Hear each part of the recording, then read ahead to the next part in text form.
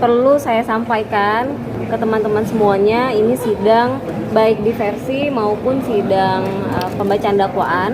Sidang perdana tadi itu adalah sidang tertutup. Mohon dimaklumi sehingga tidak banyak yang bisa kami sampaikan. Terkait dengan diversi, saya ingin sampaikan ke teman-teman semuanya, perlakuan anak tindak perbuatan anak yang tidak diawali dengan niat jahat saja, misalnya kelalaian, kecerobohan, yang mengakibatkan dampak dan kerugian terhadap orang lain, itu saja susah untuk diterima diversinya. Nah, sampai hari ini David sudah 38 hari di ruang ICU, disampaikan oleh dokter terkena diffuse axonal injury stage 2, di mana dia mengalami cedera otak parah, sehingga keluarga juga sudah menyampaikan tadi kepada majelis dalam musyawarah sidang diversi bahwa keluarga menolak. Tadi kita sampaikan juga surat kepada majelis menolak adanya diversi. Seperti itu. Nah, diversi dihadiri oleh pihak dari anak berkonflik hukum AG beserta orang tua, dari Bapas, dari Peksos, dan ada majelis tadi yang langsung memimpin jalannya musyawarah diversi. Itu terkait diversi. Ya, kemudian setelah disampaikan oleh kami terkait diversi tidak bisa dilakukan, maka langsung dinyatakan oleh majelis diversinya gagal. Nah, ketika dinyatakan gagal, langsung diagendakan pada saat itu juga kita turun ke bawah, masuk ke ruang sidang anak untuk agenda pemeriksaan. Yang pertama itu sidang pembacaan dakwaan, begitu. Nah, pembacaan dakwaan kami selaku kuasa hukum dengan perwakilan keluarga tadi, pamannya anak korban David menghadiri, mendengarkan langsung pembacaan dakwaan. Nah, dalam pembacaan dakwaan, pasal yang disampaikan masih sama dengan pasal yang pada saat proses penyidikan, penganiayaan berat terencana dengan tuntutan dakwaan alternatif, Undang-Undang Pelindungan Anak yang ancamannya 5 tahun dan pasal 355 penganiayaan berat junto 56 KUHP tentang pembantuan pidana yang ancaman pidananya 12 tahun. Seperti itu.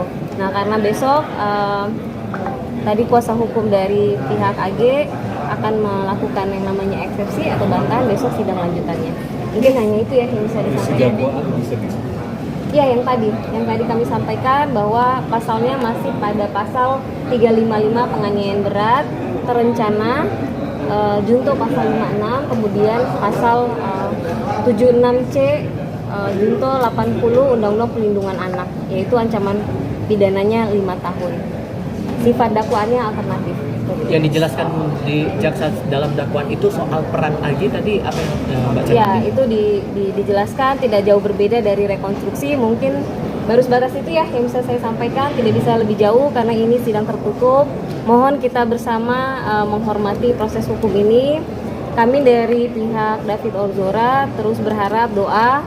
Pada hari ini juga David belum keluar dari ruang ICU, dan kami sangat berharap dan yakin majelis hakim yang memeriksa perkara ini akan lebih berpihak kepada anak korban David Ozora ini, mengingat dampak yang dirasakan oleh David ini sangat-sangat berat, bahkan bisa mengalami cedera otak yang sifatnya permanen. Kami yakin hakim dalam melakukan judicial note ini akan benar-benar terukur terhadap semua hak-hak pembunuhan terhadap korban.